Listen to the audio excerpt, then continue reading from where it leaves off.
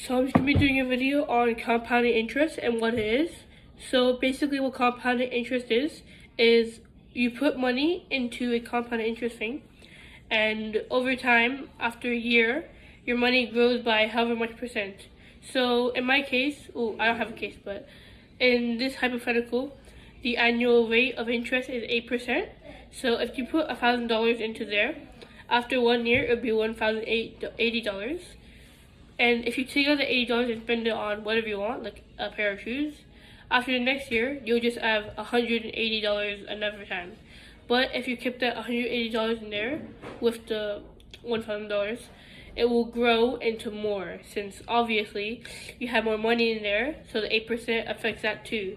The money that it gave you from the interest can also be affected by the interest it gives to itself. So let's say, for another example, if you put $10,000 in there and it grew, but you decided to add more money every month so that you get more interest. Let's say you added $500 a month. So you add that for like 12 months, and now you have $6,000 in there plus the $10,000 you put. So that's 16,000, 8%, which would be however much. I don't want to calculate that now. But if you kept doing that, if you kept adding money alongside with the interest it gives you, it will grow very fast. But through the rule, called the 8, 4, and 3 rule, which is basically for the first 8 years of your compounding interest, it'll be pretty slow. It'll be like walking up a hill. It'll be very, very hard, and it won't grow that much. But then after the first 8 years, on the 4 years after that, it'll be pretty easy. It'll be pretty good, since you have a steady money, and the more money you get, the higher the interest goes.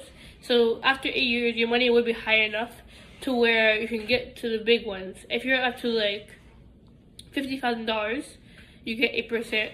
That's a lot of money. That's like near 10K every year, and it keeps adding on until it's like 20K every year, then 30.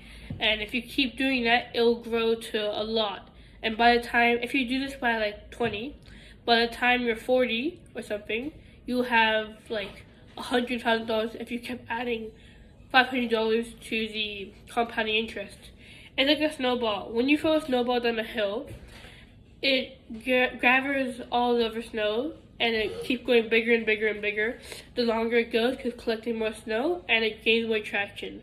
That's pretty much what compounding interest is. It just keeps going up and up and up until it just reaches a really good point where it just keeps going up and up and up until it won't really stop. It's a good way to get money, since if you just kind of work for money, which everyone does, but if you just do that without having really a plan, you're just kind of working to work, you're working to live. But if you do this, it's kind of like the money works for you. You don't really need to do anything. All you need to do is put the occasional $500, $100, however much money you need to put in. To be honest, you don't really need to put in money, but it's very good, since it just helps the first 8 years be really good, and it just grows over time, so you actually get more money overall.